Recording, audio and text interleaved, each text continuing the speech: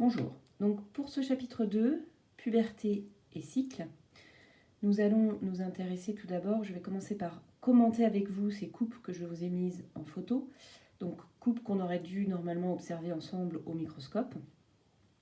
Donc nous le ferons éventuellement à notre retour, puisque ça nous permettait aussi de reprendre un petit peu l'utilisation du microscope. Donc là, je vous présente tout d'abord un ovaire de lapine. Alors, l'ovaire contient, vous allez le voir, de nombreux follicules qui contiennent eux-mêmes chacun un futur ovule. Lors d'un cycle ovarien, dont on va reparler après, un follicule arrive à maturité et relâche dans la trompe son ovule. On verra qu'il s'agit de l'ovulation. Alors là, bien sûr, il s'agit d'un ovaire de lapine, mais on retrouve les mêmes observations chez la femme. Je vous ai présenté également une coupe d'utérus. L'utérus est un organe creux.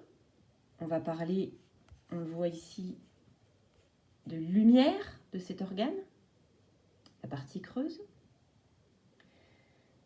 Donc c'est un organe creux qui accueille le fœtus au cours de la grossesse.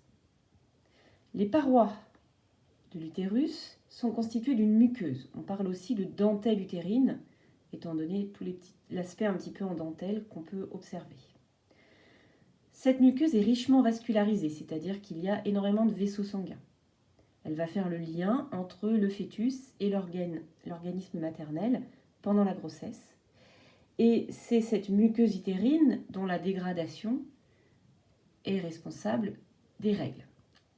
On en reparlera également ultérieurement. Je vous ai présenté également une coupe de testicules. Alors un testicule est constitué de nombreux tubes séminifères qu'on observe ici, on en observe un ici. C'est un tube, donc il y a également une lumière. Un tube séminifère, c'est le lieu de fabrication des spermatozoïdes. Et c'est par cette lumière que sont acheminés les spermatozoïdes matures afin d'être évacués.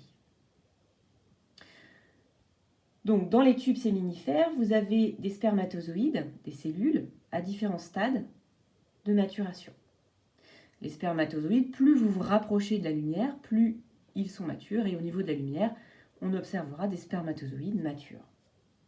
Dans votre livre, vous observerez également une photo de spermatozoïdes afin de voir comment est constituée cette cellule qui, nous le verrons plus tard, est une cellule mobile, c'est-à-dire qui peut se déplacer.